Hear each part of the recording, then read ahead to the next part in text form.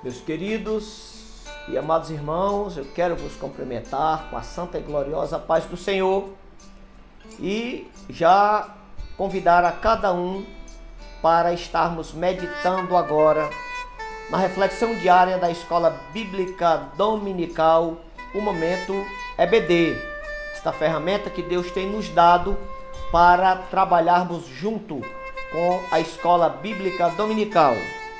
Lembrando ainda, meus queridos e amados irmãos, que nós já estaremos voltando às nossas escolas bíblicas dominicais online, devido aos decretos governamentais e às diretrizes dos nossos pastores, dos nossos superiores eclesiásticos, ok? Muito bem, nós iremos estudar amanhã a lição de número 9 com o seguinte tema: Vivendo o fervor espiritual. E a leitura da reflexão diária de hoje da Escola Dominical encontra-se na Epístola aos Colossenses, capítulo de número 3 e o versículo 16, que tem como tema o seguinte: características de quem vive a plenitude do Espírito. Eu já quero fazer essa leitura para que nós possamos embasar a nossa reflexão do momento EBD. Diz o seguinte: a palavra de Cristo habite em vós abundantemente em toda a sabedoria, ensinando-vos e admoestando-vos uns aos outros com salmos, hinos e cânticos espirituais, cantando ao Senhor com graça em vosso coração. Meus queridos, é uma pergunta a se fazer. Como nós fazemos para viver a plenitude espiritual? Como nós fazemos para vivenciarmos o fervor espiritual? Quais são as características desses cristãos? Você já parou para meditar nessas perguntas? Porque a palavra do Senhor nos exorta a que nós sejamos cheios do Espírito Santo. Mas quais são as características? O tema de hoje diz que as características de quem vive a plenitude do Espírito está contida nessa palavra que nós lemos. E se nós formos observar quando o apóstolo Paulo escreve aos Colossenses, ele mostra que as características principais do homem de Deus, da mulher de Deus, do jovem que está buscando a plenitude do Espírito, viver um fervor espiritual, existem algumas características básicas e necessárias para que nós deixemos fluir em nossas vidas. Quais são? A palavra nos diz: a palavra de Cristo habite em vós abundantemente em toda sabedoria. Nós podemos perceber que o cristão que é cheio do Espírito Santo, que vive o fervor espiritual, a plenitude do Espírito, é aquele que deixa que a palavra de Cristo habite no seu ser abundantemente em toda a sabedoria. Logo eu posso entender que é um cristão que vive na prática da meditação e do estudo da palavra, voltado para as diretrizes do nosso manual de regra, fé e prática, que é a Bíblia. Em seguida ele diz: em toda a sabedoria, ensinando-vos e admoestando-vos uns aos outros. O cristão que é cheio do Espírito Santo, que vive a plenitude, o fervor do Espírito, é aquele cristão que vive no meio da sua comunidade cristã, alegre, cheio da palavra, exortando-vos uns aos outros com aquela palavra positiva, aquela palavra de sabedoria, aquela palavra vindo do coração do Senhor.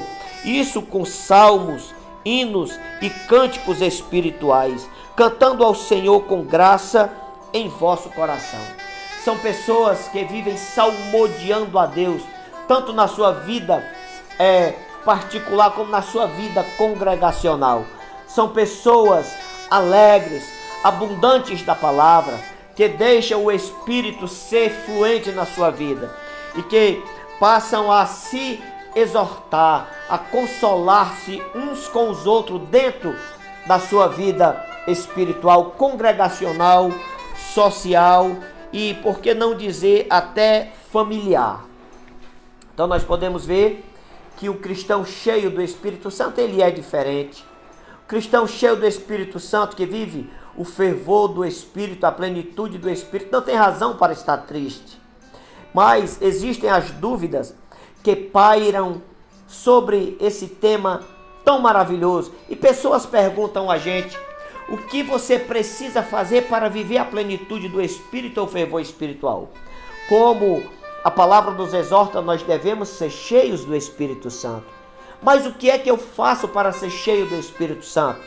Está escrito na Epístola aos Efésios, capítulo 5 e o versículo 18, onde diz que nós não devemos nos embriagar com o vinho em que há contenda, mas nós devemos ser cheios, nós devemos enchermos do Espírito Santo. Quando ele fala que nós não devemos embriagar-nos com os vinhos em que há contenda, ele está dizendo para o cristão que quer viver a plenitude espiritual: saia do meio do litígio, saia do meio do disse-me-disse, saia do meio das coisas onde não propagam a palavra, onde não propagam o Espírito Santo de Deus. Saia do meio da roda dos escarnecedores, onde a palavra do Senhor não é glorificada e nem o nome do nosso Cristo ele é exaltado. Saia do meio das rodas daqueles que não glorificam o Senhor, esvazie o recipiente, deixe sair o lixo desse recipiente e comece a encher do Espírito Santo. Mas como é que eu posso me encher do Espírito Santo? Além disso, você deixando viver no seu ser abundantemente a palavra de Deus em toda a sabedoria, exortando-nos uns aos outros com palavras de sabedoria, com palavras em que nós possamos nos alegrar, com salmodiando, com hinos, com cânticos espirituais, louvando a Deus em todo o nosso ser, em toda a nossa vida. Mas, meu irmão, quais são as práticas diárias da pessoa que vive o fervor espiritual? Claro que as práticas diárias daquele que quer ser cheio do Espírito Santo, que quer viver a plenitude do Espírito, nós poderíamos citar estudo e meditação da palavra, a oração, o jejum, a alegria, um coração missionário, um crente obediente, um crente manso em todas as suas situações e em todo modo de viver. Só assim nós conseguiremos atingir a plenitude do Espírito. Mas ser cheio do Espírito Santo é aquele que fala em línguas estranhas? Essas são as perguntas que pairam sobre esse tema. Meus queridos, nem sempre. Falar em língua estranha é um momento peculiar em que o crente se enche de gozo e prazer, uma alegria extrema onde ele fala em línguas estranhas. Mas nem sempre o falar em línguas estranhas é a evidência de estar cheio do Espírito Santo. Falar em línguas estranhas é uma evidência do batismo no Espírito Santo. Falar em línguas estranhas é uma evidência de que você foi imerso no profetismo do Novo Testamento, no profetismo do mundo espiritual, onde o Espírito Santo irá lhe usar poderosamente.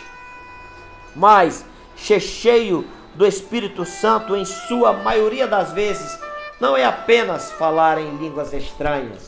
Nós poderíamos citar algumas situações onde, no primeiro capítulo de Lucas, o versículo 15, ele diz o seguinte: porque será grande diante do Senhor, e não beberá vinho, nem beberá bebida forte, e será cheio do Espírito Santo já desde o ventre de sua mãe.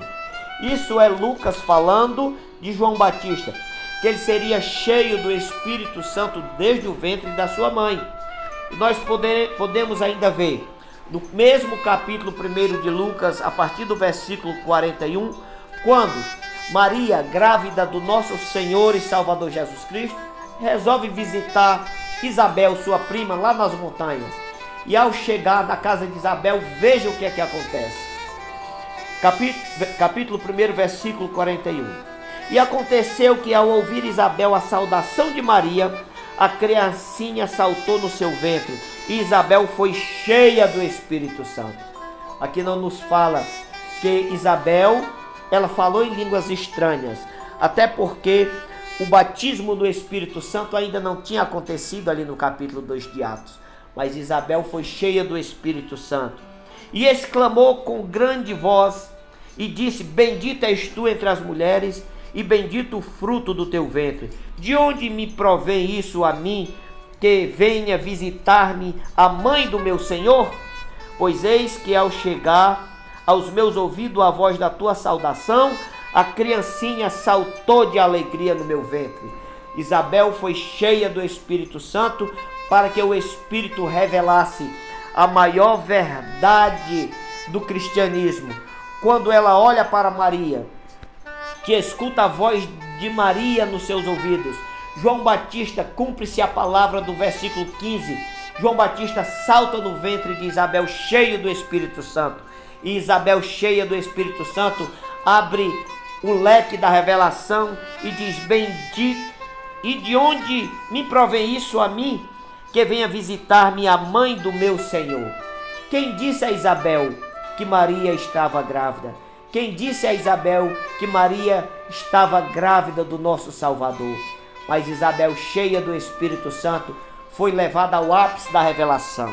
Nós podemos citar ainda no capítulo 4 de Lucas, o primeiro versículo, que diz o seguinte: e Jesus, cheio do Espírito Santo, voltou do Jordão e foi levado pelo Espírito ao deserto. Em nenhum desses momentos, esses personagens, a palavra nos diz que eles falaram em língua estranha, mas foram cheios do Espírito Santo para que fosse mostrado em revelação alguma coisa, como Isabel. Jesus Cristo foi cheio do Espírito Santo para que fosse levado ao deserto e por lá suportasse a tentação que viria sobre a sua vida.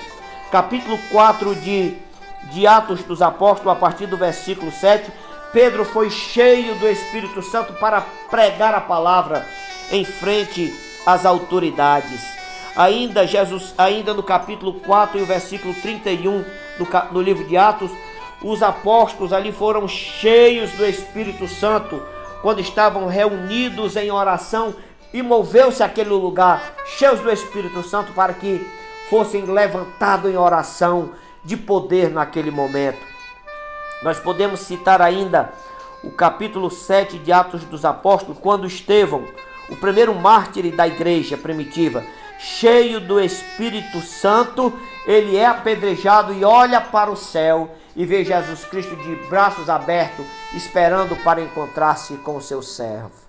Meus queridos, ser cheio do Espírito Santo é viver a plenitude do Espírito, é viver a prática diária, cotidiana do estudo, da meditação da palavra, da oração, da meditação, é viver a prática do coração missionário, é viver a prática da convivência fraternal em amor e amizade na igreja.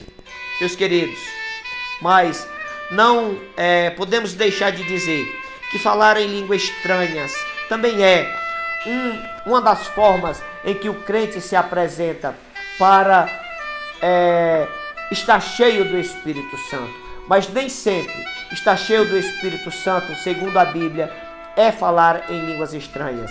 Mas o principal é quando o Espírito Santo enche o crente e traz a revelação, traz a pregação, traz a exortação, traz o coração quebrantado no campo missionário. Isso é viver o fervor espiritual. Isso é viver a plenitude do Espírito. O coração desejoso, o coração inflamado pelo Espírito Santo é aquele que tem amor pelas almas, é aquele que prega, é aquele que evangeliza, é aquele que ora, aquele que tem o costume do jejum, é aquele que vive em boas práticas, em obediência na sua congregação aos seus líderes, aos pastores, à sua liderança local, e viver em plena obediência ao Senhor. Meus queridos, que Deus em Cristo nos abençoe. E segunda-feira nós estaremos de volta mais uma vez com o Momento EBD. Tenha um bom final de semana. Que Deus em Cristo nos abençoe sempre. E as dúvidas sempre elas pairam sobre esse tema. mas que o Espírito Santo possa nos trazer à tona as revelações das verdades espirituais, para que nós possamos contribuir, colaborar com os santos e a igreja do Senhor. Tenha um bom dia, em nome de Jesus, e um bom final de semana.